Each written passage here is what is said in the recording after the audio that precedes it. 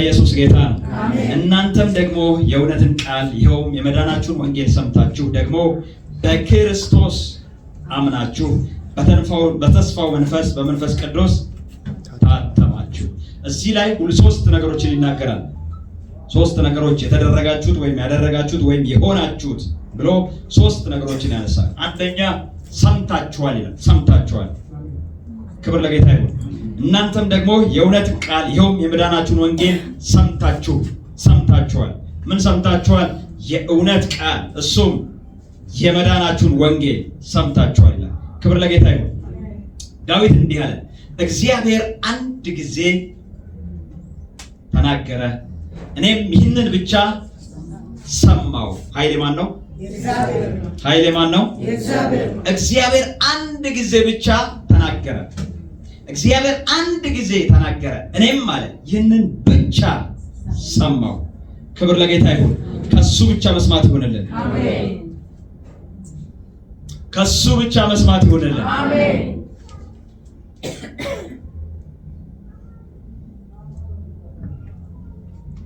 እኔም ይህንን ብቻ ሰማው።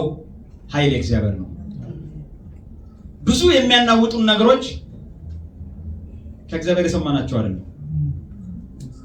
ከሰፈር የሰማናቸው ናቸው፣ ወይ ከጠላት የሰማናቸው ናቸው፣ ወይ ከጓደኞቻችን የሰማናቸው ናቸው፣ ከዘመዶቻችን ከጎረቤቶቻችን የሰማናቸው ናቸው። ከእግዚአብሔር የሰማነው ነገር አናውጠንም። ክብር ለጌታ ይሁን። ክብር ለጌታ ይሁን። ከእግዚአብሔር የሰማነው ነገር ምንድነው የሚያደርገን? ኃይል የእግዚአብሔር እንደሆነ ያስገነዝበናል። ጌታ ኢየሱስ ጌታ ነው። ሰምታችኋል። ከማ ከእግዚአብሔር። ክብር ለጌታ ይሁን። የእውነትን ቃል ይኸውም የመዳን ወንጌል ሰምታችኋል። ምን የሚለውን ወንጌል ሰምታችኋል? ኢየሱስ መሲሁ ወይም ክርስቶስ ነው የሚለውን ወንጌል ሰምታችኋል። ኢየሱስ መሲሁ ወይም ክርስቶስ ነው የሚለውን ወንጌል ሰምታችኋል። ኢየሱስ የሚለው ስም በብሉይ ኪዳን የተለመደ ነው። በግሪክ ጂሰስ የሚለው ማለት ሲሆን በዕብራይስጥ ወይም በአረማይክ የሽዋ የሚል ሲሆን ትርጉሙም ጌታ ማዳን ነው ማለት ነው። ክብር ለጌታ ይሁን። ክብር ለጌታ ይሁን። ይሄ በብሉይ ኪዳን የተለመደ ስም ነው። ይሄ በእስራኤል መካከል የተለመደ ስም ነው። ከተመሳሳይ የብሉይ ኪዳን ስሞች መካከል ኢያሱ ማለት ያህዌ ማዳን ነው ማለት ነው። ሆሴ ማለት እንደዚሁ ያህዌ ማዳን ነው ማለት ነው። ኢሳይያስ ማለት ያህዌ ማዳን ነው ማለት ነው። ክብር ለጌታ ይሁን። አላችሁ? አዎ፣ አንዳንድ ሰዎች ምኞቶቻቸውን ልጃቸው እንዲሆንላቸው የሚፈልጉትን ያንን ነገር በልጃቸው ላይ ይጠሩታል። ለዛ አድርገው ስም ያወጡለታል። አንዳንዶች ኢያሱ ብለዋል ልጆቻቸው፣ አንዳንዶች ሆሴ ብለዋል፣ አንዳንዶች ኢሳይያስ ብለዋል። ጳውሎስ እያላቸው ያለው ይሄ ኢየሱስ በሰፈር እንደለመዳችሁት አይደለም። ሰዎች ምኞቶቻቸውን እንደሚገልጡበት እንደዛ አይነት ስም አይደለም። ይሄ ኢየሱስ የሞተው ኢየሱስ፣ ደግሞም የተሰቀለው ኢየሱስ፣ ደግሞም ከሙታን የተነሳው ኢየሱስ፣ እሱ ኢየሱስ መሲሁ ነው። እስቲ አሜን፣ እስቲ አሜን። ከዘፍጥረት ጀምሮ ሲተነበይለት የቆየው፣ ከዘፍጥረት ጀምሮ ነቢያቶች ሲተነበዩለት የነበረው፣ ነቢያቶች ተስፋ ሲያደርጉት የነበረው፣ የእስራኤል ሕዝብ ሁሉ በተስፋ ሲጠብቀው የነበረው መሲሁ እሱ ነው ኢየሱስ። ክብር ለጌታ ይሁን። ክብር ለጌታ ይሁን። በሐዋርያት 17 ከ2-3 ይህንን ቃል ሲናገር እናየዋለን። ጳውሎስ እንደ ልማዱ ወደ እነርሱ ገባ ይላል። 3 ሰንበት ያህል ከእነሱ ጋር ከመጽሐፍ እየጠቀሰ ይነጋገር ነበረ። ጳውሎስ እንደምኑ ገባ? ጳውሎስ እንደ ልማዱ ወደ እነርሱ ገባ። 3 ሰንበትም ያህል ማለት 3 ሳምንትም ያህል ከነሱ ጋር ከመጽሐፍት እየጠቀሰ ይነጋገር ነበረ ይላል። ክብር ለጌታ ይሁን። እንደምን ገባ? እንደ ልማዱ ገባ። ወዴት? ወደ ምኩራብ። እንደ ልማዱ ወደ ምኩራብ ገባ። ክብር ለጌታ ይሁን። ኢየሱስ ክርስቶስ አንዳንድ ልማዶች ነበሩት። በሉቃስ 4:16 ላይ አንድ ልማድ እንዳለው ኢየሱስ ክርስቶስ ይነግረናል። በሰንበት ቀን ወደ ምኩራብ መሄድ ልማዱ እንደሆነ ይነግረናል።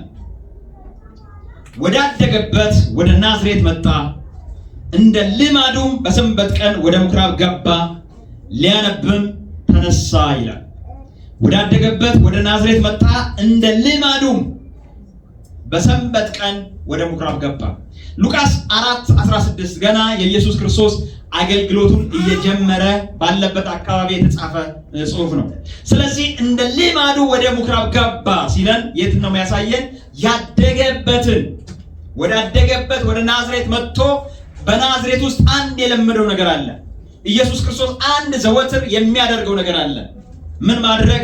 ሁል ጊዜ ወደ ቸርች መሄድ፣ ሁል ጊዜ ወደ ምኩራብ መግባት፣ ሕግ ወደሚነበብበት። ትዝ ይላችኋል፣ አንድ ጊዜ 2 ምዕራፍ ያክል ጥለውት ሄዱና ከዘመዶቻቸው መካከል ሲፈልጉት የለም፣ ጠፍቷል። 2 ምዕራፍ ያክል ተጉዘዋል። ከዛ በኋላ እየፈለጉት ተመለሱ። የታገኙት ቤተ መቅደስ። ክብር ለጌታ ይሁን። በአባቴ ቤት እሆን ዘንድ አይገባኝም ምን ነው ያላቸው። ጌታ ይመስገን። ከቸርች አትጥፉ፣ ከመቅደሱ አትጥፉ። ይህ የኢየሱስ ክርስቶስ ልማድ ነበር። ማያውቀው ነገር እኮ የለም እሱ ፍጹም አምላክ ፍጹም ሰው አይደለም። እንደዛ ሆኖ ከመቅደስ አይጠፋም። እንደዛ ሆኖ ከምኩራብ አይጠፋም። ሕግና ነቢያት ከሚነበቡበት አይጠፋም። ዛሬ ማን መጣ ሲባል አንደኛ ኢየሱስ፣ እሱን ማቶ እሱ ቋሚ ነው። ሌላ ከሚቀረውና ከሚመጣው ተናገር። ክብር ለጌታ ይሁን። አንዳንድ በአሁን ጊዜ በጣም የሚያስፈራኝ ነገር አለ። ከቸርች መቅረት እንደ ልማድ እየተቆጠረ ነው። ቸርች እኮ ስለሄድክ አይደለም የሚል የቲክቶክ ወንጌል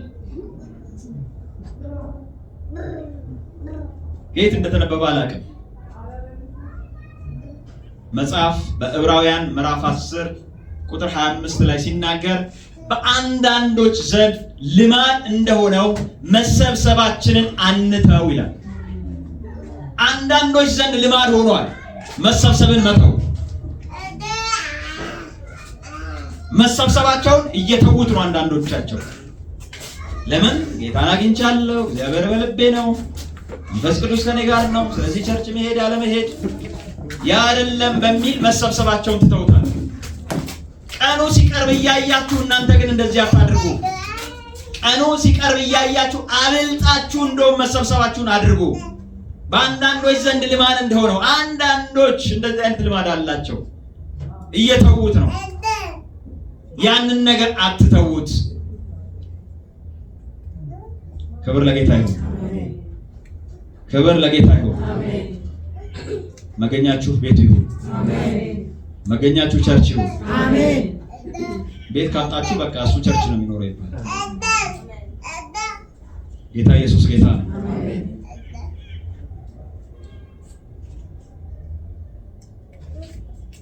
እኛ ድሮ እንደዚህ ነው ያደግነው። እግዚአብሔር ይመስገን። ድሮ ቸርች ሁሉ ብቻ አይደለም የምንሄደው፣ በቃ ዝም ብለን እንሄዳለን። ሰኞም እንሄዳለን፣ ማክሰኞም እንሄዳለን፣ ሮብም እንሄዳለን፣ ባገኘነው ሰዓት እንሄዳለን። እዛ መጽሐፍ ቅዱስ አውጥተን እንነጋገራለን። ካገኘነው ሰው ጋር እንከራከራለን፣ እናወራለን፣ እንጥላለን፣ እናነሳለን። ይሄ አይደለም ይሄ ነው፣ ያ ነው ይሄ ነው። አብረን ካገኘነው ሰው ጋር እንጸልያለን። ክብር ለጌታ ይሁን። ይብዛላችሁ። ይሄ ይብዛላችሁ። ቸርች እንዳትመጡ ምክንያት ለሚሰጣችሁ ለዛ ምክንያት ስጡት። የአራስ ጥሪ እሑድ ዕለት ካለ የአራስ ጥሪ መምጣት አልችልም ለምን? ቸርች ስላለ። አራስ ጥሪ የሚባለውን ቀርቷል ነው አለ። የድሮ ሰውን ጊዜ የድሮ አማርኛ ያወጣል። ክብር ለጌታ ይሁን። እድር ካለባችሁ ለእድሩ ምክንያት ስጡት። በዚህ ቀን እኔ ቸርች አለ። የቤተሰብ ስብሰባ ካለ አልችልም፣ ይቀይሩት። ክብር ለጌታ ይሁን። ከሱ የሚበልጥ ጉዳይ አይኖራችሁ። አሜን። ጉዳያችሁ እሱ ይሁን። አሜን። ፈቅዶልን አይደል? አሜን። ክብር ለጌታ ይሁን። ሁለተኛ ጸሎት ልማዱ ነበር። ጸሎት ልማዱ ነበር። ሉቃስ 22 ከ39 እስከ 40 ላይ እንደዚህ የሚል ቃል አለ። ወጥቶም እንደ ልማዱ ወደ ደብረ ዘይት ሄደ። እንደምኑ? እንደ ልማዱ ወደ ደብረ ዘይት ሄደ። ደቀ መዛሙርቱም ደግሞ ተከተሉት። ወደ ስፍራውም ደርሶ ወደ ፈተና እንዳትገቡ ጸልዩ አላቸው። ሌላ ደግሞ ልማድ አለው።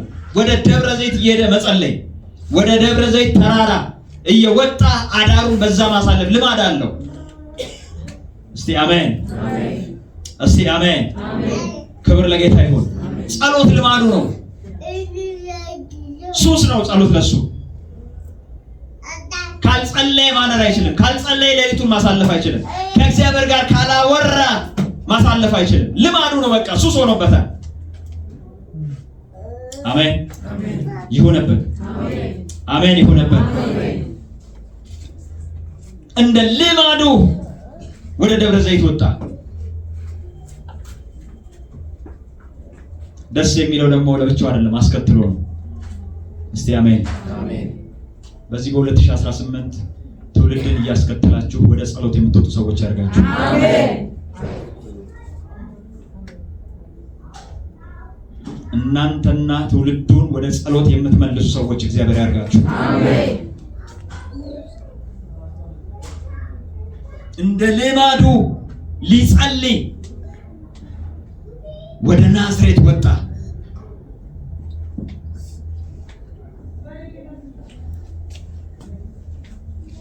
ሶስተኛ የኢየሱስ ክርስቶስ ልማድ ወንጌልን መስበክ ልማዱ ነው። ወንጌልን መስበክ ማርቆስ 10:1 ላይ ከዚያም ተነስቶ በዮርዳኖስ ማዶ ወደ ይሁዳ ሀገር መጣ። ደግሞ ብዙ ሰዎች ወደ እርሱ ተሰበሰቡ፣ እንደ ልማዱም ደግሞ ያስተምራቸው ነበር። እስቲ አሜን። ክብር ለጌታ ይሁን። ኢየሱስ ወደ ቸርች መሄድ፣ ወደ ምኩራብ መሄድ፣ ወደ መቅደስ መሄድ ልማዱ ነው። ሁል ጊዜ ወደ ደብረ ዘይት ተራራ መውጣት፣ ወደ ጸሎት ስፍራ መውጣት እሱ ብቻ አይደለም፣ አስከትሎ ወደ ጸሎት መሄድ ልማዱ ነው። ኢየሱስ ወንጌልን መስበክ ልማዱ ነው። ያርግልን፣ ይሆንልን።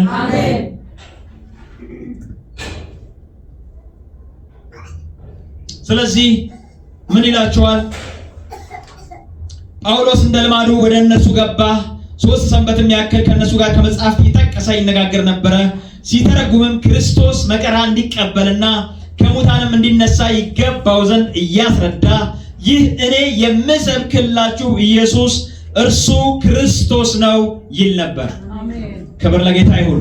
እናንተ በሰፈር ውስጥ እንደለመዳችሁት አይደለም፣ እናንተ እንደምታውቋቸው አይደለም። እኔ የምሰብክላችሁ ኢየሱስ እሱ ክርስቶስ ነው። እሱ መሲሁ ነው። እሱ የምትጠብቁት ነው። እሱ የተተነበየለት ነው። እሱ ሕዝብ ሁሉ ሲጠብቀው የነበረ የሕግ ፍጻሜው ነው። ሃሌሉያ። ሁለተኛ ሕይወቱ ለኃጢአት የቀረበ መስዋዕት እንደሆነ ሰምታችኋል።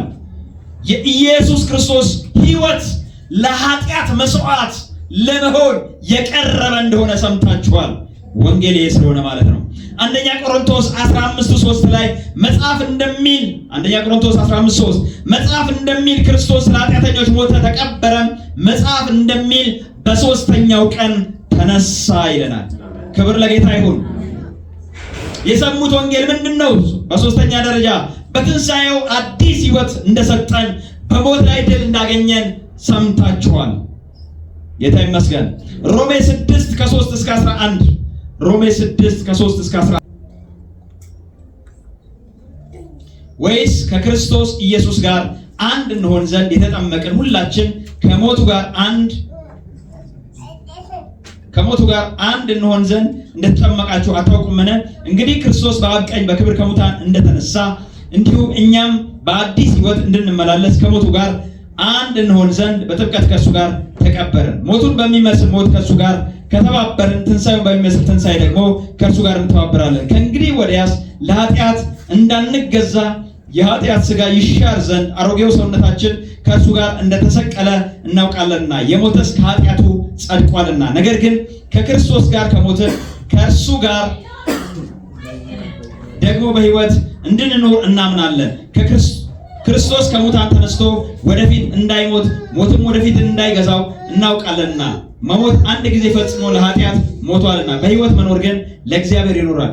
እንዲሁም እናንተ ደግሞ ለኃጢአት እንደሞታችሁ ግን በክርስቶስ ኢየሱስ በጌታችን ሆናችሁ ለእግዚአብሔር ሕያዋን እንደሆናችሁ ራሳችሁን ቁጠሩ ይላል። ክብር ለጌታ ይሁን። በትንሣኤው አዲስ ሕይወት ነው የሰጠን። በአራተኛ ደረጃ መዳን በእምነት እንደሆነ ሰምታችኋል። ስለ ወንጌልን ሰምታችኋል ሲላቸው አንደኛ ኢየሱስ መሲሁ እንደሆነ ሰምታችኋል። ሁለተኛ ሕይወቱ ለኃጢአት የቀረበ መስዋዕት እንደሆነ ሰምታችኋል። ሶስተኛ በትንሣኤው አዲስ ሕይወት እንደሰጠን በሞትም ላይ ድል እንዳገኘን ሰምታችኋል። አራተኛ መዳን በእምነት ብቻ እንደሆነ ሰምታችኋል። ኤፌሶን 2:8-9 በጣም ብዙ ጊዜ ተናግሬበታለሁ። ይህ መዳን ለአይሁድ ብቻ ሳይሆን በአምስተኛ ደረጃ ይህ መዳን ለአይሁድ ብቻ ሳይሆን አሕዛብንም እንደሚያካትት ለሰዎች ሁሉ እንደሆነ ሰምታችኋል። ወደ ገዛ ወገኖቹ መጣ፣ የገዛ ወገኖቹ ግን አልተቀበሉትም። ለተቀበሉት ሁሉ አሜን፣ ክብር ለጌታ ይሁን። ወንጌል ደስ አይልም? ሁሉም ይልቃል አለው። በብሉይ ኪዳን እንደዚህ አታገኝም። ክብር ለጌታ ይሁን። ለሰው ልጆች ሁሉ የታወጀው በአዲስ ኪዳን ጌታ ኢየሱስ ጌታ። በዚህ ዘመን መወለዳችን ራሱ እድል እኮ ነው። ክብር ለጌታ ይሁን። በብሉይ ኪዳን ተወልደው ይሞተዋል። እኛ በዚህ ዘመን መወለዳችን ራሱ እድል ነው። ክብር ለጌታ ይሁን። ቲቶ ምዕራፍ 2:11 ላይ ሰዎችን ሁሉ የሚያድን የእግዚአብሔር ጸጋ ተገልጧልና ይላል። ኤፌሶን ምዕራፍ 3:6 ላይ ስለ አሕዛብ መዳን የተናገረው ነገር አለው። ኤፌሶን ስለሆነ ብዙ መነካካት አልፈልግም። ደግሞም ይላል ደግሞም በክርስቶስ አምናችኋል። በክርስቶስ ምን ብላችኋል? አምናችኋል። የመጀመሪያው ሰምታችኋል። ሁለተኛው ደግሞ አምናችኋል። መስማት ብቻ አይደለም፣ የሰማችሁትን ነገር ደግሞ ተቀብላችሁ አምናችኋል። ክብር ለጌታ ይሁን። እንግዲህ እምነት ከመስማት ነው፣ መስማትም ደግሞ በእግዚአብሔር ቃል ነው ይላል። ወንጌል ለብዙዎች ተሰምቷል፣ ለብዙዎች ተነግሯል፣ ለብዙዎች ተወርቷል። እናንተን ግን ከሌላው የሚለያችሁ የሰማችሁትን እውነት ከእግዚአብሔር የተላከላችሁን የእውነት ቃል የመዳን ቃል ሰምታችሁ አምናችኋል። ክብር ለጌታ ይሁን። በማን አምናችኋል? በክርስቶስ አምናችኋል። ይህ ክፍል ባለፈው በጣም ተነጋግረንበታል። በዚህ ጉዳይ ላይ በክርስቶስ እያለ እየደጋገመ የሚናገርበት ከ3 እስከ 14 ያለው አንድ አረፍተ ነገር ነው። በአንድ አረፍተ ነገር ውስጥ ግን እየደጋገመ በትልቅ መልኩ የተናገረው በትልቅ ቁጥር የተናገረው በክርስቶስ የሚለውን ቃል ነው። በክርስቶስ እንዳትረሳ። በክርስቶስ የሆነልህን ሁሉ የሆነልህ በክርስቶስ፣ ያገኘኸውን ሁሉ ያገኘኸው በክርስቶስ። እስቲ አሜን፣ እስቲ አሜን። የተደረገውን ሁሉ የተደረገልህ በክርስቶስ፣ በክርስቶስ። እናንተ ይሄ ነገር ሆነላችሁ በክርስቶስ ይሄ ነገር ተደረገላችሁ ሲባል ደግሞ በክርስቶስ አመናችኋል። ሶስተኛው በተስፋው መንፈስ በመንፈስ ቅዱስ ታትማችኋል። በተስፋው መንፈስ በመንፈስ ቅዱስ ታትማችኋል። መንፈስ ቅዱስ ትውልድ ሁሉ ሲጠብቀው የነበረ በትንቢት የተነገረለት ተስፋ ነበር። በብሉይ ኪዳን የተተነበየለት ተስፋ ነበር። እስቲ መንፈስ ቅዱስን በብሉይ ኪዳን አየት ለማድረግ እንሞክር። አዲሱ መደበኛ ትርጉም የያዘ ሰው አለ? የለም? እሺ በ54 ትርጉም አነበዋለሁ። በአንደኛ ደረጃ መንፈስ ቅዱስ በብሉይ ኪዳን በአንደኛ ደረጃ ፈጣሪና የህይወት ምንጭ እንደሆነ ተቀምጧል። ፈጣሪና የህይወት ምንጭ እንደሆነ ተቀምጧል። በዘፍጥረት 1:2 ላይ ምድርም ባዶ ነበረች፣ አንዳችም አልነበረባትም፣ በጨለማም በጥልቁ ላይ ነበረ፣ የእግዚአብሔር መንፈስ በውሃ ላይ ሰፍፎ ነበር ይላል። ክብር ለጌታ ይሁን፣ ክብር ለጌታ ይሁን። እዚህ ላይ ጨለማን እናያለን፣ ባዶነትን እናያለን። በአዲሱ መደበኛ ትርጉም ላይ ደግሞ ምድር ቅርጽ አልባ ነበረች የሚል ይጨምርልናል። ሶስት ነገር እናገኛለን። ቅርጽ አልባ የሆነች ምድር፣ በጨለማ የተዋጠች ምድር፣ ባዶ የሆነች ምድር። ክብር ለጌታ ይሁን። ግን ተስፋ አለ። የእግዚአብሔር መንፈስ ምን ብሎ ነበር? በውሃ ላይ ሰፎ ነበር። ጌታ ኢየሱስ ጌታ ነው። ነገሮች ባዶ ናቸው። ነገሮች በጨለማ ናቸው። ነገሮች ቅርጽ አጥተዋል። መንፈስ ቅዱስ ግን ካለ ያስተካክለዋል። አሜን። ክብር ለጌታ ይሁን። በፍጥረት ውስጥ የሰራው ስራ ይሄንን ነው። ምድር ቅርጽ የላትም፣ መንፈስ ቅዱስ አለ። ምድር ባዶ ነች፣ መንፈስ ቅዱስ አለ። ምድር በጨለማ ነች፣ መንፈስ ቅዱስ አለ። እስቲ አሜን፣ እስቲ አሜን። ክብር ለጌታ ይሁን። አንድ ነገር እርግጠኛ ሁኑ፣ መንፈስ ቅዱስ አለ ወይስ የለም? መንፈስ ቅዱስ ከኔ ጋር ነው ወይስ አይደለም? የሱ ህልውና ከኔ ጋር ነው ወይስ አይደለም? ጨለማ ነው ይበራል፣ ባዶነት ነው ይሞላል፣ ቅርጽ ያጣ ነው መስመር ይይዛል። እስቲ አሜን። ኢዮብ 33:4 ላይ የእግዚአብሔር መንፈስ ፈጠረኝ ይላል። ማን ፈጠረኝ? የእግዚአብሔር መንፈስ ፈጠረኝ፣ ሁሉንም የሚችል አምላክ እስትንፋስ ህይወትን ሰጠኝ ይላል። መንፈስ ቅዱስ ፈጣሪ ነው። መንፈስ ቅዱስ ኃይል አይደለም። መንፈስ ቅዱስ ስብዕና ያለው ማንነት ያለው አካል ነው። ክብር ለጌታ ይሁን። መንፈስ ቅዱስ ኃይል አለው እንጂ መንፈስ ቅዱስ ኃይል አይደለም። ጌታ ይመስገን። ክብር ለጌታ ይሁን። በሁለተኛ መንፈስ ቅዱስ በብሉይ ኪዳን መሪና አስተማሪ ነበር። መሪና አስተማሪ ነበር። በነህምያ ምዕራፍ 9 ከ19 እስከ 20 ላይ ነህምያ 9 ከ19 እስከ 20 ላይ አንተ በምህረት ብዛት በምድረ በዳ አልተውካቸውም፣ በመንገድም ይመራቸው ዘንድ የደመና አምድ በቀን በሚሄዱበትም መንገድ ያበራላቸው ዘንድ የእሳት አምድ በሌሊት ከነሱ አራቀም፣ ያስተምራቸው ዘንድ መልካሙን መንፈስን ሰጣቸው ይላል። እስቲ አሜን፣ እስቲ አሜን። ክብር ለጌታ ይሁን። መሀይም ማለት ከመንፈስ ቅዱስ ያልተማረ ነው። ኬጂ አንደኛ ክፍል ሁለተኛ ክፍል የገባ አይደለም። እሱን ሳይገባ የቀረ ሰው አይደለም። ጌታ ኢየሱስ ጌታ ነው። ሶስተኛ ትንቢትና መገለጥ የሚሰጣቸው መንፈስ ቅዱስ ነበረ። በሁለተኛ ሳሙኤል ምዕራፍ 23 ከ2 እስከ 4 ላይ የእግዚአብሔር መንፈስ በእኔ ላይ ተናገረ፣ ቃሉንም በአንደበቴ ላይ ነበረ ይላል። የእግዚአብሔር መንፈስ በእኔ ላይ ተናገረ። ዳዊት ነው ይህን እያወራ ያለው።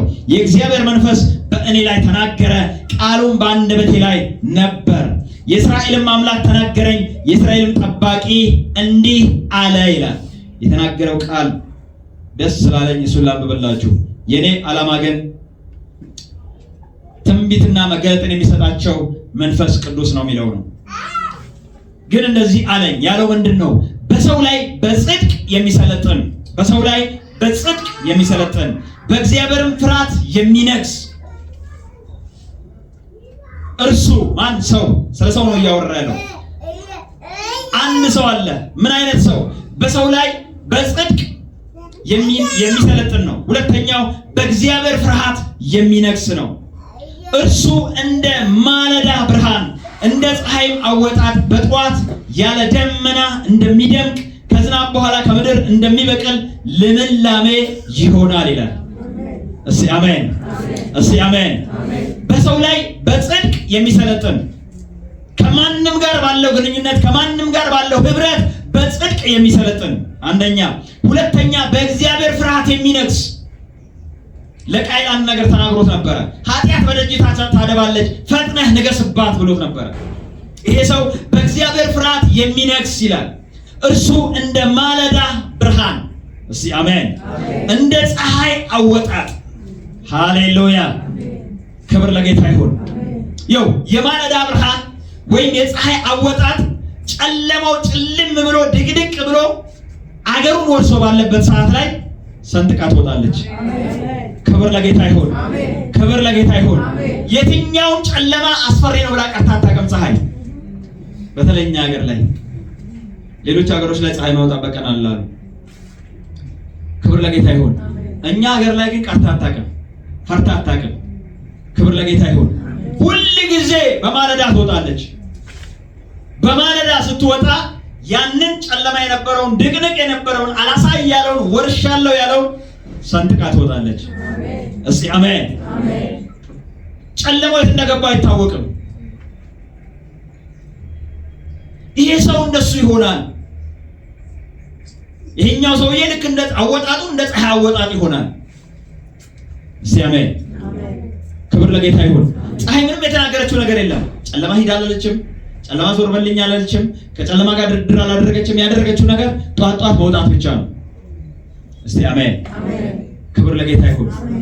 ክብር ለጌታ ይሁን።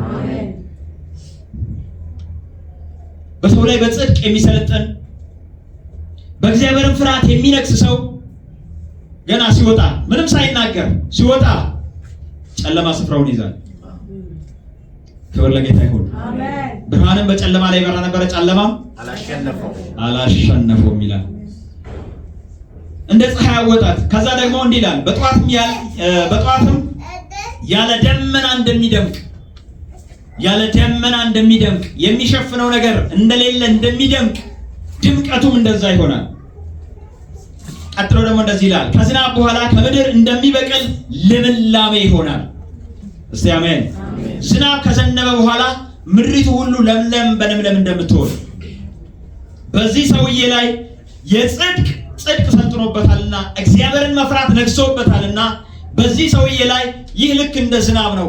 ይህ ነገር ከመጣ ቀጣ ያለ ልምላሜ ይሆናል። ሃሌሉያ። ሕዝቅኤል ምዕራፍ 2 ቁጥር 2 ላይ በተናገረኝ ጊዜ መንፈስ ገባብኝ፣ በእግሮቼም አቆመኝ፣ የሚናገረኝንም ሰማሁ ይላል። ሕዝቅኤል 11:5 ላይ የእግዚአብሔር መንፈስ ወደቀብኝ እንዲህም አለኝ ይላል። አሜን። ክብር ለጌታ ይሁን። በአራተኛ ደረጃ በብሉይ ኪዳን መንፈስ ቅዱስ የሰራቸውን ነገሮች እያወራን ያለነው። በአራተኛ ደረጃ ሰዎች ለተጠሩበት ዓላማና አገልግሎት በኃይልና በጥበብ የሚሞላ ነው። ሰዎች ለተጠሩበት ዓላማና አገልግሎት በኃይልና በጥበብ የሚሞላ ነው። በእደ ጥበበኞች ላይ በእጅ ባለሙያዎች ላይ በእነሱ ላይ ተገልጦ እናየዋለን። ዘጸአት 31 ከ2 እስከ 3 ላይ ባስልኤልን በስሙ ጠርቼዋለሁ፣ በስራ ሁሉ ብልሃት፣ በጥበብም የማስተዋል በእውቀትም የእግዚአብሔርን መንፈስ ሞላሁበት ይላል። ክብር ለጌታ ይሁን። ክብር ለጌታ ይሁን። ይኸው የተሰጠን መንፈስ ቅዱስ ከኛ ጋር ያለው መንፈስ ቅዱስ ቸርች ብቻ ስንመጣ የሚሰራ አይደለም። ክብር ለጌታ ይሁን። እሱ ለዚህ ነው ኃይል አይደለም፣ ማንነት ስብዕና ያለው አካል ነው የምንለው። የሆነ መንፈሳዊ ነገር መንፈሳዊ ፕሮግራም ብቻ ስናደርግ የምናገኘው አይደለም። መንፈስ ቅዱስ ከኛ ጋር ነው የሚለው፣ ከኛ ጋር ነው የሚያድረው። እስቲ አሜን። ክብር ለጌታ ይሁን። አንዳንድ ጉዳዮች ከብዱባቸው አውሩት። መንፈስ ቅዱስ ሆይ ይኸው እንደምታየው እንግዲህ እንደዚህ ሆኗል፣ ያንተን እንትን እፈልጋለሁ፣ ያንተን እርዳታ እፈልጋለሁ። ይሄ ነገር ስለፈለጋችሁት ብቻ አይደለም። ምንም ባልመሰላችሁ ሰዓት ተመስገን። መንፈስ ቅዱስ አመሰግንሃለሁ፣ አብረኸኝ ስላለህ አመሰግንሃለሁ፣ ስለምትረዳኝ አመሰግንሃለሁ። ክብር ለጌታ ይሁን። ክብር ለጌታ ይሁን። አውሩት እሱ መንፈስ ቅዱስን።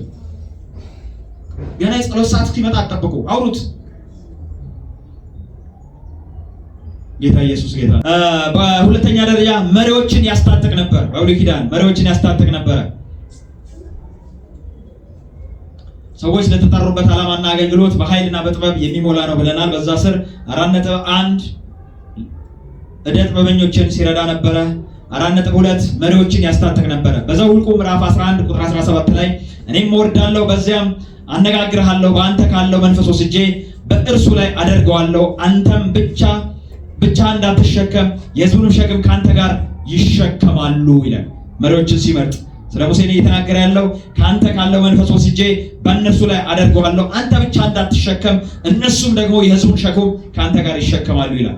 ዘኍልቍ 27 ቁጥር 18 ላይ እግዚአብሔርም ሙሴን አለው፣ መንፈስ ያለበት ሰው የነነዌ ልጅ ኢያሱ ወስደህ እጅህን በላዩ ጫንበት። ምን ያለበትን? መንፈስ ያለበትን። አሜን። መንፈስ ያለበትን ሰው የነነዌ ልጅ ኢያሱን ወስደህ ይላል። ክብር ለጌታ ይሁን። በአንደኛ ሳሙኤል ምዕራፍ 16 ቁጥር 13 ላይ ሳሙኤልም የዘይቱን ቀንድ ወስዶ በወንድሞቹ መካከል ቀባው፣ የእግዚአብሔር መንፈስ ከዚያን ቀን ጀምሮ በዳዊት ላይ በኃይል መጣ ይላል። እስቲ አሜን፣ እስቲ አሜን። ክብር ለጌታ ይሁን። ከዚያን ቀን ጀምሮ፣ ከመቼ ቀን? ከተቀባበት ቀን ጀምሮ። ክብር ለጌታ ይሁን። ስንሰባሰብ እንግዲህ ህብረት ውስጥ እንግዲህ አንደኛ የሚመጣው ነገር ምንድነው ብትሉ ቅባት ነው። በግል ዳዊት እስከዛሬ ያላገኘው ዳዊት ከእግዚአብሔር ጋር ልምምድ አለው። በምድረ በዳ ልምምድ አለው። ከእግዚአብሔር ጋር ያወራል። በምድረ በዳ ማንም በሌለበት በምድረ በዳ ከእግዚአብሔር ጋር ይጨዋወታል። ይህ ልማድ አለው። ከእግዚአብሔር ጋር ቅኔን ይቀኛል፣ በገናን ይደረድራል። ይህ ልማድ አለው። እግዚአብሔርን ያንን አይቶ ሳሙኤልን ተነስና ሂድ አለው። ሰው አለኝ አለ። እስቲ ሃሌሉያ! ሰው አለኝ ተነስና ሂድ አለው። እንደ ጌታ ሆይ በዛ ሲሄድ ሳውል ወደዛ ሲሄድ ያንን ቢሰማ እኮ ይገለኛል፣ ያጠፋኛል አለ። አይደለም መስዋዕትን ላቀርብ ነው ብለህ ሂድ። ጌታ ኢየሱስ ጌታ ነው። ጌታ ኢየሱስ ጌታ ነው። ዳዊት እኮ ማንም አላየው፣ ማንም እውቅና አልሰጠውም። እሱ ምድረ በዳ ነው። እሱ በጎች እየጠበቀ ነው። ግን ከጌታ ጋር ይጨዋወታል። ሃሌሉያ! ሰው አገኘው፣ ሰው አለኝ። እስቲ ሰይ በአንተ ዘንድ ተገኝቷልና ሚስጥር ነው። ከውጭ እንግዲህ ሊሰዋ መጣ የሚል ነው ሰፈሩ መንደሩም የሚያውቀው። በሰላም ነው የእግዚአብሔር ሰው አሉ። ሰፈሩ ሁሉ ነው የተነገጠው። በሰላም ነው የእግዚአብሔር ሰው። እንዴት አንተ ወደዚህ መጣ? ሰፈሩ ሁሉ ነው የተንቀጠቀጠው። አሜን። እግዚአብሔር እግራችሁ እንደዚህ ያክብደው። አሜን። ዝም ብሎ ወደ አንድ ሰፈር ሲገባ በሰላም ነው የእግዚአብሔር ሰው። እንዴት ወደዚህ ስፍራ መጣ? ሽማግሌዎች ተሰብስበው በሰላም ነው። ለምን ይሄ ሰውዬ ከገባ የሚሆን ነገር እንዳለ ያውቃሉ። እንደ ተራ ሰው እንዳልሆነ ያውቃሉ። የእሱ መምጣት በረከትም ጥፋትም እንደሚያመጣ ያውቃሉ። የእሱ እግሮች ከገቡ በኋላ ጥፋትን ከጠራው እንደሚመጣ ያውቃሉ። በረከትንም ከጠራ እንደሚመጣ ያውቃሉ። ስለዚህ በሰላም ነው እግዚአብሔር ሰው አሉት። በሰላም ነው። ሃሌሉያ! ወደ እሱ ቤት ገባና ሚስጥሩን ነገረው። እግዚአብሔር የሚቀባው ሳውል አስቸገረ። ሳውል ለእግዚአብሔር አልታዘዝም አለ። ሳውል እግዚአብሔርን እምቢ አለ። እግዚአብሔር ግን ከአንተ ልጆች መካከል የሚቀባው ተገኝቷል አለ። ስለዚህ ልጆቹን በሙሉ አንጣ አለ። ልጆቹን በሙሉ ደረደረለት። ተገኘ አለ። ከዚህ በፊት መልከ መልካም የሆነ ትከሻው ሰፊ የሆነ ቁመቱ ረጅም የሆነ ሳውል ሲቀባ አይቷል ሳሙኤል። አሁንም እንደዛ አይነት ኤልያብ መጣ። ትከሻው ሰፊ የሆነ ረጅም የሆነ መልከ መልካም የሆነ ዋው! እግዚአብሔር የሚቀባው ሰው ተገኘ አለ። ልክ ሳውልን የሚመስል ተገኘ አለና ወስዶ ሊቀባው ሲል ተው። ክብር ለጌታ ይሁን። ክብር ለጌታ ይሁን። ያኛው ሳኦል እኮ መልኩ ጥሩ ቢሆንም ቁመናው ጥሩ ቢሆንም መልከ መልካም ያማረ ቢሆንም ያኔም እኮ ያየሁት ይሄንን አይደለም፣ ምን ልቡን ነው። ክብር ለጌታ ይሁን። ይሄኛው ኤልያብ እንደዛ አይነት ልብ የለውም። ተው ሰው እንደሚያይ እግዚአብሔር ያያል። ሃሌሉያ! ሰው እንደሚመለከት ሰው እንደሚያከብር ሰው ስፍራን እንደሚሰጥ አይደለም እግዚአብሔር የሚሰጠው። የእግዚአብሔር ስታንዳርዱ ሌላ ነው። እስቲ አሜን፣ እስቲ አሜን። ክብር ለጌታ ይሁን።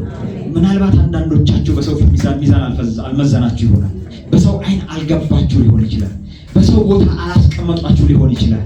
በእግዚአብሔር ሚዛን ግን ተገኙለት። አሜን። በእግዚአብሔር ሚዛን ግን ከብዳችሁ ተገኙ። አሜን። በእግዚአብሔር ሚዛን ግን የምትመዝኑ ሁሉ። ሃሌሉያ! ቤተሰቦቹ በሙሉ አመጡለት፣ ደረደሩለት። ሌሎች መጡ። ሄደ። ሁለተኛውም ላይ ሄደ፣ ሶስተኛውም ላይ ሄደ። የለም፣ አለቁ። ሳሙኤል ግራ ገባው። አስባችሁታል? እግዚአብሔር ተናግሮኛል ብላችሁ መጣችሁ፣ ልጆችን በሙሉ አንጣ ብላችሁት፣ ልጆቹን በሙሉ ደርድሮላችሁ ይሄ ነው ስትሉ ይሄን ማለት ነው። ሁለተኛውም ማለት ነው፣ ሶስተኛውም አይደለም። አለቁ፣ ልጆቹ በሙሉ አለቁ።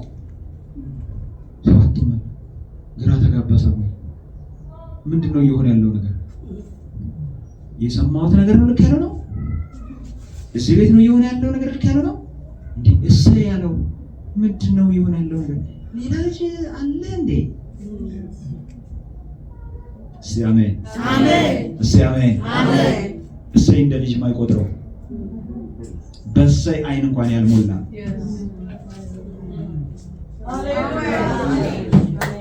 ኢየሱስ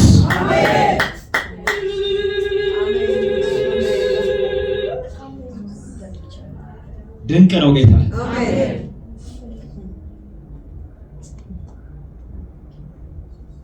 ከዛ ቀባው። ዳዊት አይቶት ማያውቀው የእግዚአብሔር ኃይል ከዛን ቀን ጀምሮ በሕይወቱ ተገለጠ። አሜን። አይቶት የማያውቀው ልምምድ ውስጥ እግዚአብሔር አስገባው። አሜን። ሃሌሉያ አሜን። ክብር ለጌታ ይሁን። አሜን። አንዳንዶቻችሁ ምናልባት የተለየ ነገር ላይሰማችሁ ይችላል።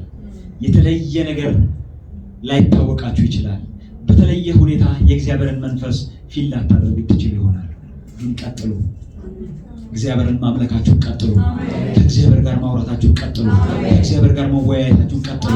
ለእግዚአብሔር ማዜማችሁን ቀጥሉ። በጠዋትም በማታም በሌሊትም አውሩት። ይመጣል ጌታ። አንድ ቀን በክብር ይመጣል ጌታ። አንድ ቀን በክብር ይገለጣል ጌታ። ማድረግ እያደረግ ያለውን ቀጥል። እየሰራ ያለውን ቀጥል። ለ2 ዓመት አድርገሃል፣ 3ኛ ዓመቱን ቀጥል። ለ3 ዓመት አድርገሃል፣ 4ኛ ዓመቱን ቀጥል። ለ10 ዓመት አድርገሃል፣ 20ኛው ዓመቱን በሱ ቀጥል። ሃሌሉያ። ዘመናችን ካለቀ አይቀር በጌታ ፊት ይለቅ። አሜን። ሃሌሉያ።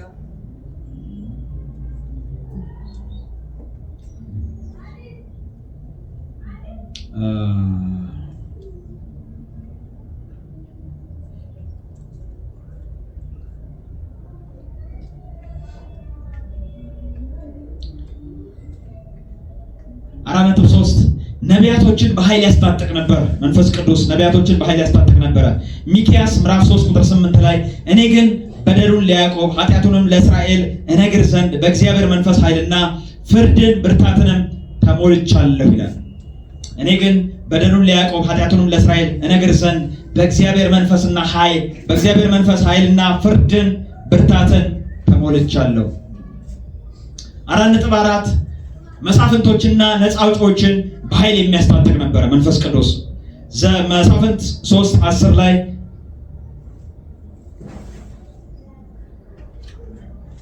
ጎቶንያልን የእግዚአብሔር መንፈስ ሲወርድበት ታያላችሁ። መሳፍንት 6:34 ላይ በጌዲዮን ላይ ሲወርድ ታያላችሁ። በመሳፍንት 13 ላይ በሶምሶን ላይ ሲወርድ ታያላችሁ። እስቲ መንፈስ ቅዱስን ከሶምሶን ሕይወት አንጻር እንየው። መንፈስ ቅዱስን ከሶምሶን አንጻር ከብሉይ ኪዳን አንጻር ሰፊ ስለሆነ እስቲ ከአንድ ግለሰብ አንጻር እንየው። መሳፍንት 13 ከ24 እስከ 25 ላይ አንድ የሚናገረው ነገር አለ።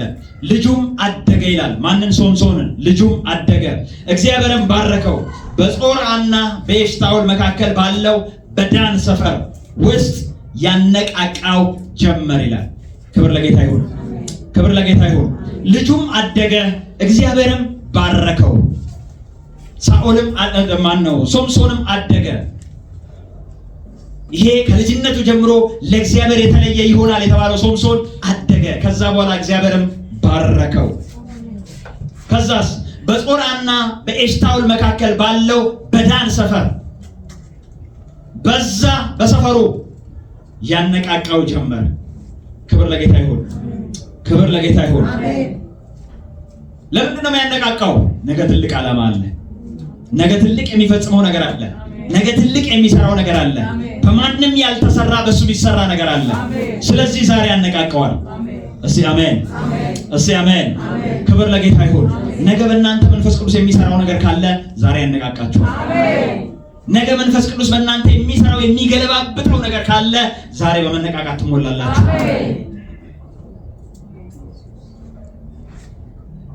አንድ የሚያድነው፣ አንድ የሚፈውሰው፣ አንድ የሚለውጠው ታሪክ ካለው መንፈስ ቅዱስ ዛሬ ይመጣና ያነቃቃቸዋል። ዛሬ በትንሿ ቤት ይገባና፣ ዛሬ በትንሿ መንደር ይገባና፣ ዛሬ በትንሿ ሰፈር ይገባና ያነቃቃቸዋል። ለነገው ያዘጋጃቸዋል። እስቲ አሜን፣ እስቲ አሜን። መንፈስ ቅዱስ ይህንን ስራ ይሰራ ነው። በዚች ቤተክርስቲያን ውስጥ መንፈስ ቅዱስ ይህን ስራ ይሰራ ነው። እያነቃቃ ነው፣ እየቀሰቀሰ ነው፣ እያወያየ ነው፣ አንዳንዶችን እየቀሰቀሳቸው ነው። እስቲ አሜን፣ እስቲ አሜን።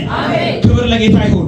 ሳኦልን ያነቃቃው ነበር። በዛ በሰፈር ውስጥ ወርዶ፣ በመንደር ውስጥ ወርዶ፣ በዳን ሰፈር ወርዶ የእግዚአብሔር መንፈስ ያነቃቃው ነበር። መሳፍንት 14 5-6 እነሆም የአንበሳ ደቦል እያገሳ ወደ እርሱ ደረሰ ይላል። አሁን እግዚአብሔር አንድ ትንቢት አምጥቶለት ነበር። መጀመሪያ ገና ሳይወለድ በፊት ይህ ሕፃን የሚወለደው ሕፃን ተራ ሕፃን አይደለም። የሚወለደው ሕፃን የተለየ ልጅ ነው። የሚወለደው ሕፃን ከልጅነቱ ጀምሮ ለእግዚአብሔር የተለየ ናዝራዊ ነው። እስቲ አሜን፣ እስቲ አሜን። መጣና እንዲህ ያላት መልአክ፣ አንቺ የምትወልጂው ልጅ እንደ ማንኛውም ተራ ልጅ አይደለም። አንቺን የምትወልጂው ልጅ በሰፈር ውስጥ እንዳሉት እንደሌሎቹ አይደለም። እስከዛሬ አልወለድኩም ብለሽ እየጮህሽ ነው። እስከዛሬ መሃን ሆንኩ ብለሽ እየጮህሽ ነው። አሁን ግን እነግርሻለሁ፣ አንቺ የምትወልጂው ልጅ ተራ ልጅ አይደለም። እስቲ አሜን፣ እስቲ አሜን። አንቺ የምትወልጂው ልጅ ተራ ልጅ አይደለም። ከእናቱ ማህፀን ጀምሮ ለእግዚአብሔር የተለየ ናዝራዊ ይሆናል። እስቲ አሜን። አንቺ የምትወልጂው ልጅ ናዝራዊ ነው አላት። ሃሌሉያ! ናዝራዊ ነው የምትወልጂው ልጅ ናዝራዊ ነው ብሎ ተነበየላት። ከዛ ሶምሶን አደገ። ማደግ በጀመረ ጊዜ እግዚአብሔር ባረከው። በመንፈስ ቅዱስ ይነቃቃ ጀመር። ከዛ ተነቃቅቶ በመንፈስ ቅዱስ ተነቃቅቶ እንቅስቃሴ በጀመረ ጊዜ የአንበሳ ደቦል መጣ ይላል። አንተ በእግዚአብሔር መንፈስ ተነቃቅተህ፣ አንተ በእግዚአብሔር መንፈስ ተቀጣጥለህ በተነገረልህ ትንቢት ለመነሳት ስትነሳ የሚያጨበጭብልህ ያለ እንዳይመስልህ። በዛን ጊዜ የአንበሳ ደቦል ሊገጥም ይችላል። ግን የምስራች አለ። ሃሌሉያ! ያነቃቃህ መንፈስ ለዚህ ጊዜ ነው። ከአንተ ጋር የነበረው መንፈስ፣ ያሰለጠነ መንፈስ ለዚህ ጊዜ ነው። ስለ ሳምሶን ሲናገር ባዶ እጁን ነበር ይላል። ባዶ እጁን ነበር። የመጣው የአንበሳ ደቦል ነው። ነገር ግን እንደ ጠቦት ገነጣጠለው ይላል። እስቲ አሜን፣ እስቲ አሜን። ክብር ለጌታ ይሁን። የሁላችሁ እኛ እኮ አንድ በገዝተን ለበዓል ለምናምን ልናርድ በገዝተን ቢላ ከሌለ ቁጭ ነው። ሽሯችንን እንበላለን። ቢላ የለም ብለን ማለት ነው። በጉኮ አለ ተፋጠን። ክብር ለጌታ ይሁን፣ ክብር ለጌታ ይሁን። የአንበሳ ደቦል ሲመጣ ግን ገነጣጠለው በየብልቱ። እስቲ አሜን። ዶሮስ ገነጥሉ ጌታ ኢየሱስ ጌታ አንዱ ከአንዱ እንደማቀላቀሉት ገነጣጠለው። ክብር ለጌታ ይሁን፣ ክብር ለጌታ ይሁን። ከዛ የሚገርማችሁ ደግሞ ለእናቱም ለአባቱም አላወራ። እቺ ቁም ነገር ነች እንዴ? አንድ አንበሳ ጎረምሳ መጥቶ ገነጣጠልኩት። እቺ ቁም ነገር ነች እንዴ? ገና ብዙ ገነጣጥላለሁ። አሜን። እስቲ ሃሌሉያ፣ ሃሌሉያ። ገና እግዚአብሔር በእኔ ተአምር ይሰራል። ገና እግዚአብሔር ስንት ድንቅ ነገር ያደርጋል። ምንም አላወራም። በቃ ቀጠለ። መንገድ እየሄዱ እኮ ነው። ይሄው ላይ ሆነ በቃ መንገዱን ከእናትና ከአባቱ ጋር ቀጠለ። ጌታ ኢየሱስ ጌታ ነው። ጌታ ኢየሱስ ጌታ ነው።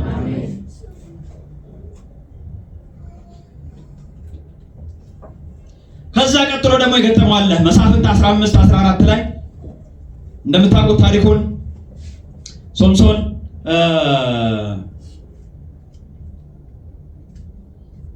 እንቆቅልሽ አምጥቶ ከሰርጉ በኋላ እየተጫወተ ያለ ሰዎችን ሰጥተውት ከነሱ ጋር እየተጫወተ ያለ እንቆቅልሽን አንጥቶ እንቆቅልሽን የፈታ እኔ ይሄንን አደርግለታለሁ ካልፈታችሁ ግን ይሄ ይገባችኋል ምናምን ብሏቸው ሚስቱን አስገድደው ምናምን። ከዛ በኋላ እንቆቅልሹን ከፈቱ በኋላ ተበሳጭቶ የእግዚአብሔር መንፈስ ወርዶበት ከዛ ሄዶ 30 ሰዎች ገደለና የነሱ ልብስ ተቀብሎ ይኸው ብሏቸው ሰጣቸውና ተናዶ ወደ ሀገሩ ሄደና ከዛ ተመልሶ ደግሞ የፍየል ጠቦት ይዞ ሚስቱን ላይ ሲመጣ ሚስቱ ለሚዜው ተድራለች የሚል ወሬን ሰማ። ከዛ በኋላ ሶምሶን ሄደና ስንት ቀበሮች አንድ ቀበሮ ይዞ የሚያውቃል እንኳን ቀበሮ የሰፈር ውሻ ራሱ ያስፈራል። ኃይለኛ ውሻ ነው ተብሎ 300 ቀበሮ ያዛታ 300 ቀበሮ ያዘና ከዛ ደግሞ በጥንድ አደረጋቸው። ሁለት እያደረገ ደግሞ 150 ጥንድ ሰራ። በመካከላቸው ችቦ አደረገና ለኮሰውና በፍልስጤም እርሻ መካከል አንተ በዚህ በኩል ሂድ እያለ ማለት ነው። አንተ በዚህ በኩል ሂድ እያለ ማለት ነው። ቀበሮ እንዳይቀውም ከኋላ ምንድን ነው ያለው? እሳት ነው ያለው። ስለዚህ ለነፍሱ ይሮጣል። ጭራው እዚህ እየተቃጠለ ማለት ነው። በፍልስጤም እርሻ መካከል አስተካክሎ ይልከዋል። ቀበሮ ተረፍኩ እያለ የፍልስጤምን እርሻ በሙሉ አመድ አደረገው። አንድ ሶምሶን እንዴ ምንድን ነው የተፈጠረው? እሳት በእሳት አገሩ ምንድን ነው የተፈጠረው? አይ በቃ ሶምሶን ነው ያ ሚስቱን እኮ ወስዶ ለሌላ ለጓብላ እንትኑ ድሮበት በቃ ሶምሶን እንዴት ተደረገው? በሶምሶን ምክንያት ነው ልጁ እንደዚህ ሆነ። አባቱንም ሚስቱንም እዛ ያዙና ምናምን አድርገው አቃጠሏቸውና ወደ ሶምሶን መጡ። ይሄው አቃጠልና አባቷንም ዘሮቻቸው በሙሉ አቃጠልን አሉት። እንኳን ደስ አለሽ ይሄንን ብታረጉ እናንተ ከበበቀል አልመለስም ማለት። ክብር ለጌታ ይሁን። መጀመሪያም እግዚአብሔር ነገር ሲፈልግ ነው እኮ ወደዚህ ነገር ያመጣው። እግዚአብሔር ነገር እየፈለገ ነው። ይሄን ብታረጉ እናንተ ከማጥፋት አልመለስም ማለትና እዛ ያሉትን ጭንጭናቸውን እያለገደላቸው። ክብር ለጌታ ይሁን። ከዛ ፍልስጤማውያን ተበታትነው ሰፈሩ። ለምን ብትለኝ ለአንድ ሶምሶን። ለየትኛው ሶምሶን? መንፈስ ቅዱስ ላነቃቃው ሶምሶን።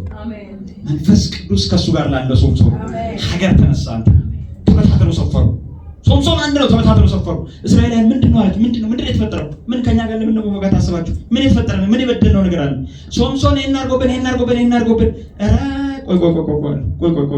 ቆይ 3000 የእስራኤል ጎረምሳ ወደ ሶምሶን ቤት ሶምሶንን ፍለጋ 3000 ጎረምሳ እኮ ናቸው። 3000 ሰው አንድ ሰው ሊፈልግ ይሄ ሶምሶንን። አንተ እስራኤላውያን እና ፍልስጤማውያን ገዢዎቻችን እንደሆኑ አታውቅም እንዴ? ምንድነው እያደረክብን ያለው? ይኸውልህ ከፍ ስትል አንተ እግዚአብሔር ባንተ ስራ ሲጀምር ያዘልኝ። እግዚአብሔር ባንተ ስራ ሲጀምር ታላላቅ ነገር መግለጥ ሲጀምር አህዛብ አይደለም ክርስቲያን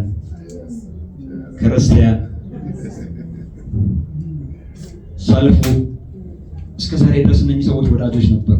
እስከዛሬ ድረስ አብረው የሚጫወቱ ነበሩ። እስከዛሬ ሀገር ልጆች ነበሩ። ሶምሶን ግን ከፍ ማለት በጀመረ ጊዜ፣ ሰምሶን ግን ጠላቶቻቸውን ማጥፋት በጀመረ ጊዜ ተነሱ። ምንድነው እንደዚህ አይነት ልማድኛ የለንም። የኛ ልማድ ለፍልስጤም ተገዝቶ መኖር ነው። መንፈስ ቅዱስ ደግሞ እንደዚህ አላስለመደው። እስቲ አሜን። መንፈስ ቅዱስ እንደዚህ አላሰለጠነው። አንድ ነገር ተስማማ ከነሱ ጋር። እናንተ አትግደሉኝ አላቸው። ብቻ አሳልፋችሁ ስጡኝ፣ በዚህ ማሉልኝ አላቸው። በቃ እኛ አንገለን። በሁለት አዲስ ገመድ አንድም አልበቃቸው። በሁለት አዲስ ገመድ አሰሩት። ከዛ ለፍልስጤም አሳልፈው ሰጡት።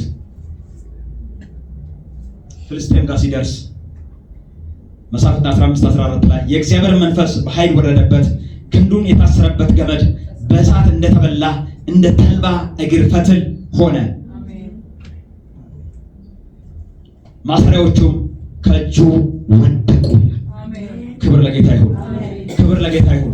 እዛ ጋር ገመድ የነበረው ነገር አሁን ሶምሶን ወደ ፍልስጤም ሲወርድ ያ ገመድ የእግዚአብሔር መንፈስ ሲወርድበት እንደ ክር ሆነ። ክር እንደመበጣጣስ በተስጠስ አደረጋትና አሁን ደግሞ አንድ የአህያ መንጋጋ ተገኘ። በዛ በአህያ መንጋጋ ጭንጭናቸውን እያለ 1000 ሰው። ጌታ ኢየሱስ ጌታ ነው። አሜን። ጌታ ኢየሱስ ጌታ ነው። አሜን። ክሱ እኮ ሰዎች ገሎብናል፣ እርሻችንን አጥፍቷል፣ እንዲያድርጎናል ነበር ክሱ። እነሱም ደስ ብሏቸው ነበር። አሁን ግን የባሰ ነገር መጣ። ክብር ለጌታ ይሁን። አሜን። ከዛ ታውቁታላችሁ ሶምሶን የነበረውን ታሪክ ከደሊላ ጋር የምትባል ደግሞ ሌላ ሴት ወደደና ወደ እሷ ጋር ባለው ነገር ብዙ ነገር እንደተነሳ ብዙ ነገር እንደተባባለ ታያላችሁ። እዛ ክፍል ላይ አንድ የሚገርመኝ ነገር ምንድነው? ኃይሉ በምን እንደሆነ ጠይቂው ብለው እሷን እያንዳንዳችን 1100 ብር እንሰጥሻለን፣ እያንዳንዳችን እንሰጥሻለን። ስታስበው ሂሳቡን ስትሰራው ሚሊዮነር ልትሆን ነው። እያንዳንዳቸው እንደዚህ ከከፈሉ የነሱ ቁጥር ስመታው ስታሰብ ሚሊዮነር ልትሆን ነው። ታዲያ ሶምሶንን አሳልፌ እሰጠዋለሁ አለችና ከዛ ኃይል በምንድን ነው ኃይሌ በጥፍር ምናምን ሲያስቡ እንደዚህ አይሆንም ማለት ነው። የሚገርመኝ ነገር ይሄ አይደለም። እሱ እኮ ተኝቷል። ማን የተኛው? ሳምሶን። የት ተኝቷል? ደሊላ ቤት ተኝቷል። ስለ ፍልስጤማውያን ሲናገር በጓዳ ገብተው ተደበቁ ይላል። ክብር ለጌታ ይሁን። ቆሞ አይደለም ተኝቷል። እሱ ተኝቷል። የሚፈልጉት ሶምሶንን ነው አይደል? ተኝቷል እኮ እንቅልፍ ድብን ያለ እንቅልፍ ወስዶታል። ተኝቷል። እነሱም መጥተዋል። ማን ወንድ የሆነ እንከው ማን ወንድ የሆነ እጁን ያሳረፍ ያላቸው አማራጭ ምንድነው? በጓዳ ተሸሸጉ ይላል። አንዴ ብቻ እንዳይመስል። ቀጥሎም ደግሞ ተናገረ። መጡልህ ስትለው በቅስቅስ አድርጓት ተነሳ ማለት ነው። ቀጥሎም ደግሞ አንተ ዋሽተኛል ምናምን የሚለው ተናገረች። እናንተ ሲሉ ደግሞ በአዲስ ገመድ ማን ስራ የተሰራበት በአዲስ ገመድ ቢያስሩኝ አለ። እሱንም አደረገች። ቀጥሎም ጓዳ ነው የገቡት። እስቲ አሜን፣ እስቲ አሜን። ክብር ለጌታ ይሁን። ከዛ በእንደዚህ አንድ ሁለት ሲባባል ከአጋንንት ጋር ያለ ጨዋታ መቼም አያምርም። በተጫወትከው ጨዋታ ዛሬ ምንም አልሆንክም ማለት ነገ ምንም አትሆንም ማለት አይደለም። ያለን ጨዋታ ማቆም፣ እንደዚህ አይነት ቀልዶችን ማቆም ነው። እንደዚህ አይነት አካሄዶችን ማቆም ነው። መለየት ያለብን መለየት ነው። ክብር ለጌታ ይሁን። ያዙት፣ ጸጉሩን ላጩት። ከላጩት በኋላ ያዙት። ከዛ በኋላ በዓል አደረጉ። አምላካችን አሳልፎ ሰጥቶናል ብለው ማለት ነው። እህል ያስፈጩት ነበረ። ሶምሶን እንደዚህማ የሚወጣ አይቀጥልም ማለት እስቲ አሜን። እንደዚህማ አዎ ጥፋት አጥፍቻለሁ፣ ማድረግ የሌለብኝን አድርጌያለሁ፣ ዛሬ አይነት ጥፎኛለሁ፣ ዛሬ በዚህ ውስጥ አልፌያለሁ። ቢሆንም ግን እንደዚህ የኔ ህይወት አይደመደምም። አሁን እየሄድኩበት ባለው አካሄድ የኔ ነገር አያበቃም። እስቲ አሜን፣ እስቲ አሜን። የኔ አፈጻጸምማ ይሄ አይሆንም። ልጁን እንደዚህ ያለው ቤቱ ወደ ያዙት ወደ ምሰሶቹ ደገፋቸው ዘንድ ወደዛ አስጠጋኛል። ወደዛ አስጠጋው። ያንን ከያዘ በኋላ ምሰሶቹን በደንብ ሴንስ ካደረጋቸው በኋላ ከእግዚአብሔር ጋር ጮኸ። ወደ እግዚአብሔር እሪ ያለ አምላኬ ሆይ አለው። አምላኬ ሆይ ፍልስጤማውያንን ስለነዚህ ስለ ሁለት አይኖቼ እበቀላቸው ዘንድ። እስቲ አሜን፣ እስቲ አሜን። ስለ ሁለቱ አይኖቼ ፍልስጤማውያንን አሁን እንድበቀል እግዚአብሔር አምላክ ሆይ እባክህ አስበኝ። አምላክ ሆይ ይህንን አንድ ጊዜ ብቻ እባክህ አበርታኝ ብሎ እግዚአብሔርን ጠራ ይላል። እስቲ አሜን፣ እስቲ አሜን። ክብር ለጌታ ይሁን። አንድ ጊዜ ብቻ። የኔ ህይወት በዚህ መደምደም የለበትም። የኔ ታሪክ በዚህ ማቆም የለበትም። የኔ ጉዳይ በዚህ መብቃት የለበትም። እግዚአብሔር ሆይ አንድ ጊዜ ብቻ አስበኝ። ስለ ሁለት አይኖቼ እበቀል ዘንድ፣ ጠላት በኔ ላይ ስላመጣው ነገር እበቀለው ዘንድ፣ በኔ ላይ ስላደረሰው ነገር እበቀለው ዘንድ አንድ ጊዜ አስበኝ። አሜን፣ አሜን።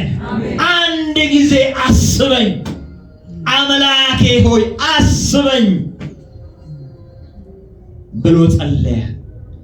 ከዛም እነኛ ሁለቱ ምሰሶች አደረመሳቸው። ክብር ለጌታ ይሁን። በህይወቱ ከገደላቸው ይልቅ በሞቱ የገደላቸው ሙታኖች ቁጥር በለጠ ይላል። እስቲ አሜን፣ እስቲ አሜን። እግዚአብሔር ካሰባችሁ አይቀር በመንፈስ ቅዱስ ያስባችሁ። እግዚአብሔር ከጎበኛችሁ አይቀር በእግዚአብሔር መንፈስ ይጎበኛችሁ። እግዚአብሔር ክብር ለጌታ ይሁን፣ ክብር ለጌታ ይሁን። ይኸውላችሁ እንደዛ ፍጥረት ምናልባት ያንዳንዶቻችሁ ነገር ቅርጽ የለውም። ያንዳንዶቻችሁ ህይወት ቅርጽ አልይዟችኋል። እንደዛ ፍጥረቱ ምናልባት ምድር ባዶ እንደነበረች ያንዳንዶቻችሁ ህይወት በባዶነት ተሞልቷል። እንደዛ ፍጥረቱ ምናልባት በጨለማ ተውጣ እንደነበረ ያንዳንዶቻችሁ ነገር በጨለማ ተውጦባችሁ ትግል ውስጥ ነው ያላችሁት። አንዳንዶቻችሁ ህይወት ምናልባት እንደ ሶምሶን ትክክለኛ ፍጻሜ እንዳልሆነ እየታያችሁ ነው። አንዳንዶቻችሁ ምናልባት የኔማ በዚህ አላበቃም እያላችሁ ነው። የኔ ታሪክማ በዚህ አይደመደምም እያላችሁ ነው። እግዚአብሔር ያስባችሁ። እግዚአብሔር በመንፈስ ቅዱስ ያስባችሁ። እግዚአብሔር በህልውናው ያስባችሁ። እግዚአብሔር ታሪካችሁን በሚቀይር መፍትሄ በሆነው ተስፋ በሆነው በዚህ መንፈስ ያስባችሁ። አንድ ጊዜ አባ፣ አንድ ጊዜ አምላኬ፣ አንድ ጊዜ የኔ ፍጻሜ እንዲህ ሊሆን አይገባው። የኔ ፍጻሜ በዚህ ሊደመደም አይገባው። አንድ ጊዜ አስበኝ፣ አስበኝ። የዘሮቼ ጉዳይ፣ የትውልዴ ጉዳይ በዚህ ሊደመደም አይገባው። በዚህ ሊቀጥል አይገባው። አንድ ጊዜ አስበኝ። የሀገሬ ጉዳይ በዚህ ሊደመደም አይገባው። በዚህ ሊያልቅ አይገባው። እንደዚህ ሊቀጥል አይገባው። እግዚአብሔር ሆይ አንድ ጊዜ አስበኝ። አንድ ጊዜ አስበኝ።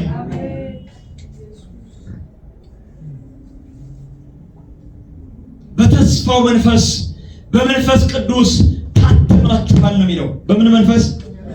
በተስፋው መንፈስ። ይሄ መንፈስ የተስፋ የተሰጠው በብሉይ ኪዳን የተነገረለት ኢየሱስን ክርስቶስን ጨምሮ የተነገረለት መፍትሄ ነው የተባለው እሱ ነው። የተስፋ መንፈስ ነው። ኢዩኤል በምዕራፍ 2 ከ28 እስከ 29 ላይ ስለዚህ መንፈስ ቅዱስ ተናግሯል። ስጋን በለበሰ ሁሉ ላይ ከመንፈሴ ምን ላለው አፈሳለሁ ብሎ ኢዩኤል ተንብዮአል። ሕዝቅኤል ምዕራፍ 36 ከ26 እስከ 27 ላይ አዲስን ልብ እሰጣችኋለሁ፣ አዲስን መንፈስ እሰጣችኋለሁ ብሎ ተንብዮአል። እስቲ አሜን፣ እስቲ አሜን። ይሁላችሁ የብሉይ ኪዳን ሰዎች ያውቁታል። መንፈስ ቅዱስ ከመጣ ያውቁታል። መንፈስ ቅዱስ ከወረደ ያውቁታል። በአንድ ሰው ላይ ከመጣ ያ ሰው እንደዛ እንደማይቀጥል ያውቁታል። ያ ሰው ተራ ሆኖ እንደማይቀጥል ያውቁታል። ክብር ለጌታ ይሁን። አሁን አላቸው ይሄ በአንዳንድ ሰዎች ላይ ስታዩት የነበረው መንፈስ ቅዱስ በስጋ በለበሰ ሁሉ ላይ ይወርዳል አላቸው። ኢሳይያስ በ32 ምዕራፍ 32 ቁጥር 18 ላይ መንፈስ ከላይ ይፈሳል አለ። መንፈስ ከላይ ይፈሳል አለ። እንደገና በምዕራፍ 44 ቁጥር 3 ላይ መንፈሴን በዘርህ ላይ አፈሳለሁ ብሎ ተነበየ። ሉቃስ 24:49 ላይ ክርስቶስ ደግሞ አባቴ የሰጠውን የተስፋ ቃል እኔ እልካላችኋለሁ አለ። ሐዋርያት 1:4 ላይ ከኔ የሰማችሁትን አብ የሰጠውን የተስፋ ቃል ደግሞ ጠብቁ አለ። ይህ መንፈስ የተስፋ መንፈስ ነው። አብ የሰጠው ተስፋ ምን የሚል ተስፋ? ስጋን በለበሰ ሁሉ ላይ ከመንፈሴ አፈሳለሁ ያለ ተስፋ። እስቲ አሜን፣ እስቲ አሜን። ክብር ለጌታ ይሁን።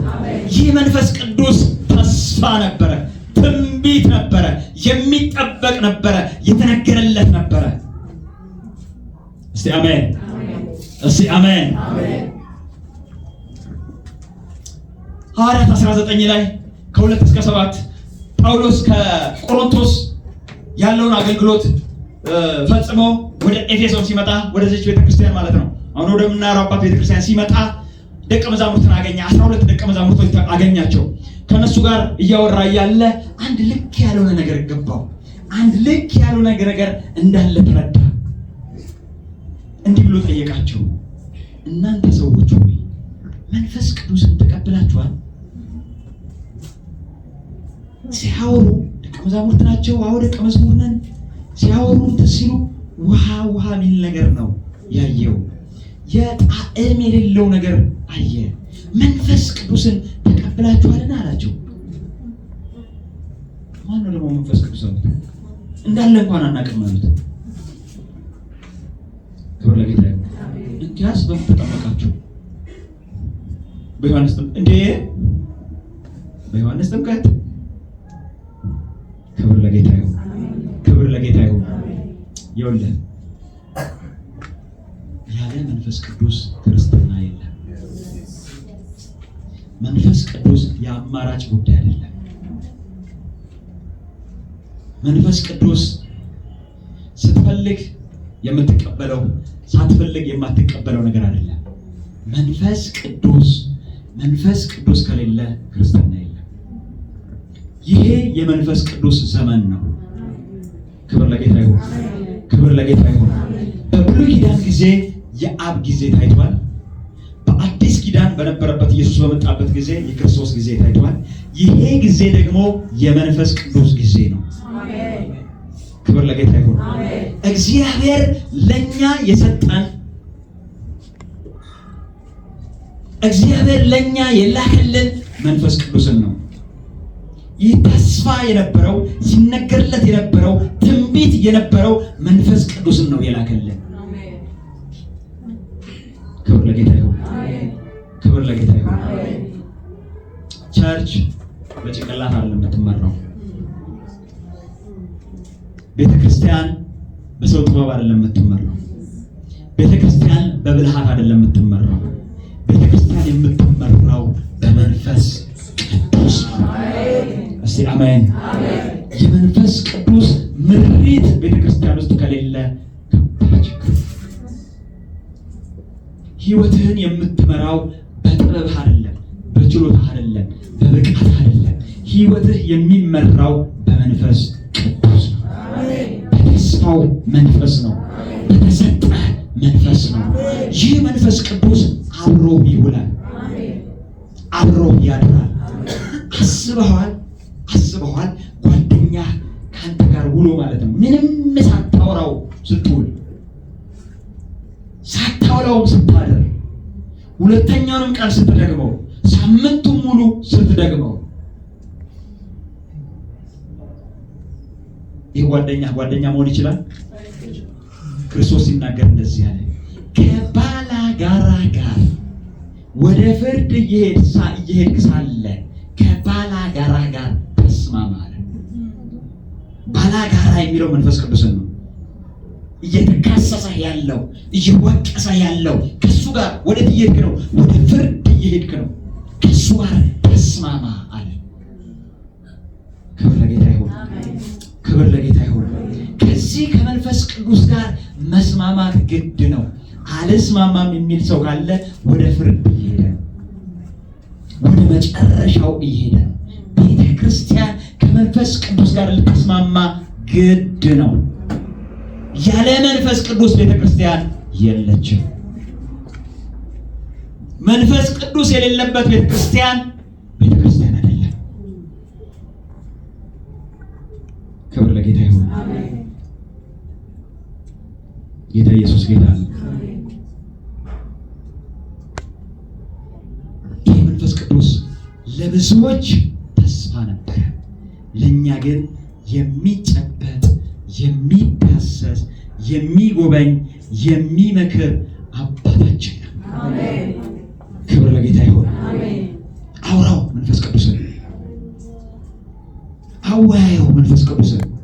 አንድ ነገር ለመስራት ስትነሳ ይህን ልንሰራ ነው በለው። ና እንስራ መንፈስ ቅዱስ ሆይ፣ ና ይህን ነገር እናከናውን በለው። ና ይህን ነገር እንፈጽም በለው። መንፈስ ቅዱስ በውስጥህ የሚኖረው ህብረት ለማድረግ ከአንተ ጋር ፈልጎ ነው። ስራህን መስራት ፈልጎ ነው። ህይወትህን መኖር ፈልጎ ነው። እሱ ህብረቱን ፈልጎታል። አውራው። ክብር ለጌታ ይሁን። ክብር ለጌታ ይሁን። ልትወጣ ነው መንፈስ ቅዱስ ሆይ፣ ልወጣ ነው፣ ና አብረን እንውጣ በለው። መንፈስ ቅዱስ ሆይ፣ እዚህ ቦታ ሊሄድ ነው፣ አንተ ደግሞ እዚህ ቀድመኝ ተገኘ በለው። አንተ በዛ ቦታ ሆነ ደግሞ ግን ስራዎችን ጨራርስ በለው። ወደ ቢሮ ስትሄድ በአንዳንድ ጠቦች ለመገለጥ አትሞክር፣ በአንዳንድ ነገሮች ለመሄድ አትሞክር። መንፈስ ቅዱስ ሆይ፣ ወደዚህ ቢሮ ሊሄድ ነው።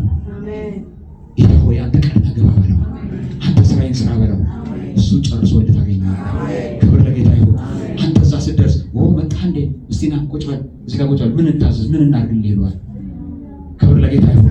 እሱ ቀድሞ ስለሚገባ እሱ ስራህን ስለሚሰራ ክብር ለጌታ ይሁን።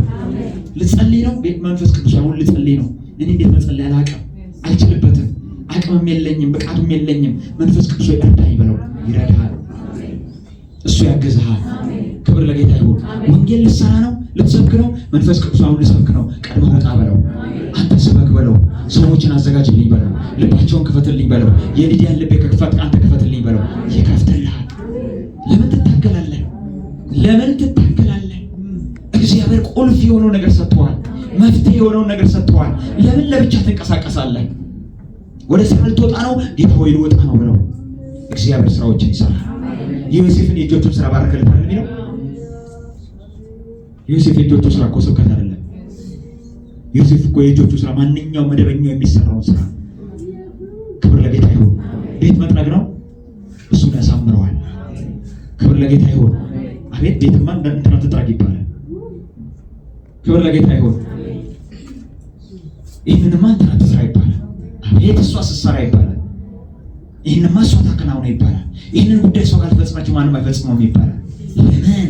እሷ የምትሰራው ከመንፈስ ቅዱስ ጋር ነው። እሷ የምትንቀሳቀሰው ከመንፈስ ቅዱስ ጋር ነው። ይህ ለሚታየው ነገር ውበትን የሰጠ መንፈስ ቅዱስ ነው።